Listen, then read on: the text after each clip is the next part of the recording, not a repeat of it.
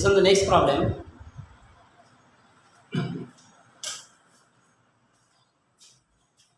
To dice, इसको underline कर दो. Two dice rolled simultaneously, then find the probability. उसके बाद में प्रोबेबिलिटी निकालना है. तो सबसे पहले टू डाइस, इसके पहले वन डाई का प्रॉब्लम हुआ है. अब टू डाइस में सैंपल पॉइंट कितना रहता है पहले वो देख लेते हैं, सैंपल स्पेस बना लेते हैं. तो यहाँ पे हम लिख लेते हैं given that two dice are rolled simultaneously.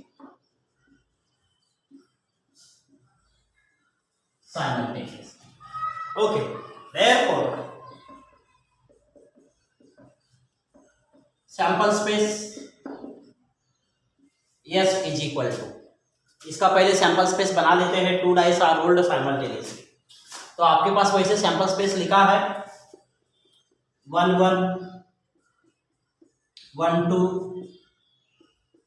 1 3 1 4 1 5 1 6. Okay, बाद में 2 1 2 2 2 3 2 4 2 5 2 6 3 1 4 1 5 1 6 1 3 2 3 3 3 4 3 5 3 6 4 2 4 3 4 4 4 5 4 6 5 2 5 3 5 4 5 5 5 6 6 1 6 2 6 3 6 4, सॉरी डबल हो गया. 6 2 6 3 6 4 6 5 6 6. ओके, ये हुआ आपका सैंपल स्पेस. टोटल कितना रहता है 36. तो यहाँ पे हम लिख लेते हैं, यहाँ पे लिख लेते हैं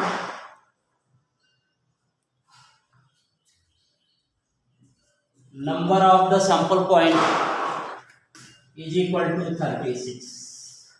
number of the sample point यहाँ पे इज इक्वल टू 36. अब प्रोबेबिलिटी कौन कौन से इवेंट के लिए निकालना है. तो यहाँ पे लिख लेते हैं इवेंट. ये क्या है,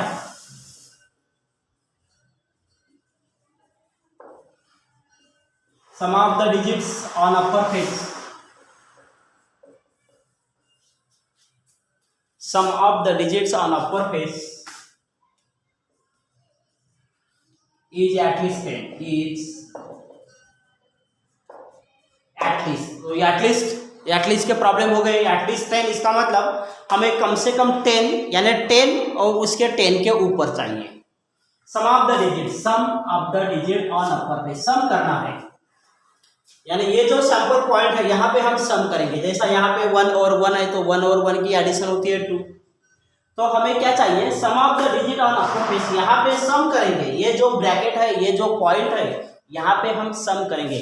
सम कितना चाहिए, एटलीस्ट के बारे में मैंने एक वीडियो में बताया था कि एटलीस्ट यानी क्या होता है. तो एटलीस्ट 10, इसका मतलब 10 और 10 के ऊपर.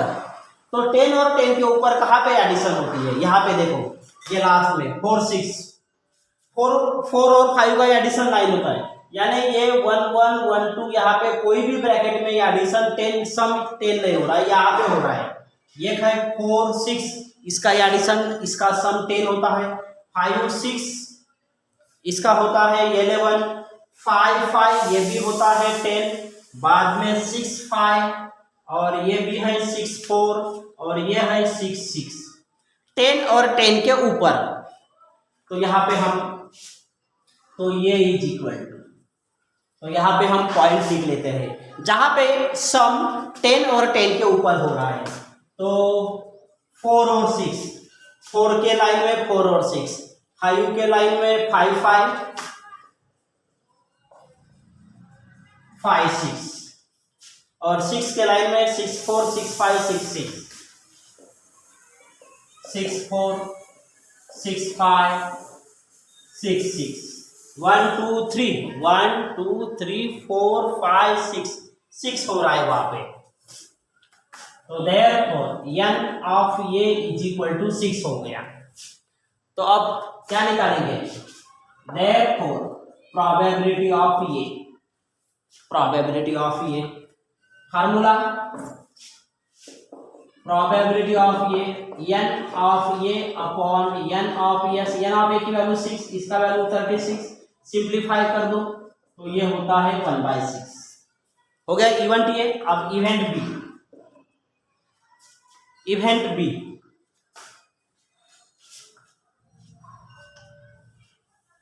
इवेंट बी लिख लेते हैं।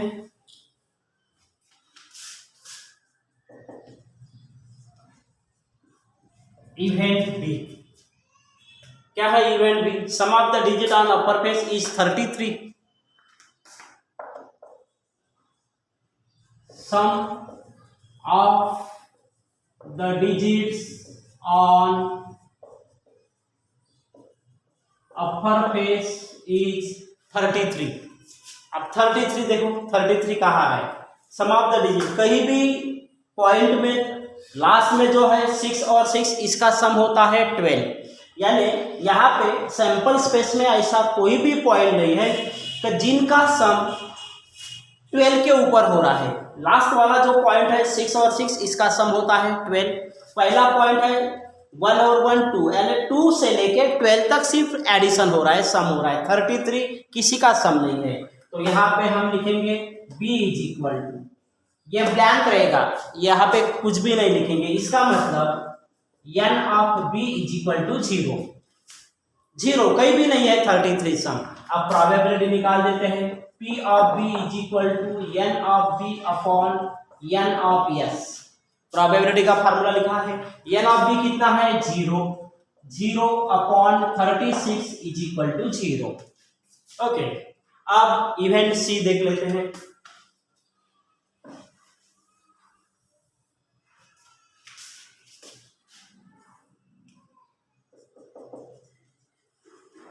इवेंट सी, अब इवेंट सी में क्या है? द डिजिट्स आपके पास ही लिखा है, आप वो स्टेटमेंट यहाँ पे लिख दो। यहाँ पे लिख दो आप statement, digits on first die is greater than, first die is greater than digit on second die. ये ग्रेटर को अंडरलाइन कर दो, फर्स्ट डाई को और सेकेंड डाई को। उसका क्या कहना है? डिजिट्स ऑन फर्स्ट डाई, यानी ये है, ये दो पॉइंट में देखो जो 2 नंबर दिख रहे हैं 1 1 1 2, ये जो पहला पॉइंट है ये पहले डाई का, ये सेकेंड डाई का।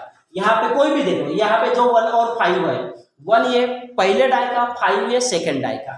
तो उसका क्या कहना है कि फर्स्ट डाई इज ग्रेटर, यानी ये जो डिजिट है फर्स्ट डाई का डिजिट ये ग्रेटर होना चाहिए। तो पहले लाइन में कोई भी ग्रेटर नहीं है पहले लाइन में। ओके, सेकंड लाइन में ये है ग्रेटर 2 1, ये नहीं है ग्रेटर, ये भी नहीं है। सेकंड लाइन में 2 और 1, तो यहाँ पे लिख लेते हैं c is equal to 2 1। 2 greater है 1 से, यानी 2 यानी ये पहले डाई का और 1 ये सेकंड डाई का। 3 के लाइन में देखो, ये वाले लाइन में 3 1 3 2, 3 3 नहीं, ये इक्वल है 3 1 3 2, 3 1 3 2। पहला डाई ग्रेटर चाहिए सेकंड डाई से। 4 के लाइन में देखो 4 1 4 2 4 3, 4 1 4 2 4 3। 5 के लाइन में 5 1 5 2 5 3, 5 4 भी चलेगा, 5 4। 6 के लाइन में 6 1 6 2 6 3 6 4 6 5, 6 1 6 2 6 3 6 4 6 5, इतना हो गया। तो यहाँ पे हम लिखेंगे n ऑफ c 1 2 3 4 5 6 7 8 9 10 11 12 13, 14, 15, टोटल हुआ 15।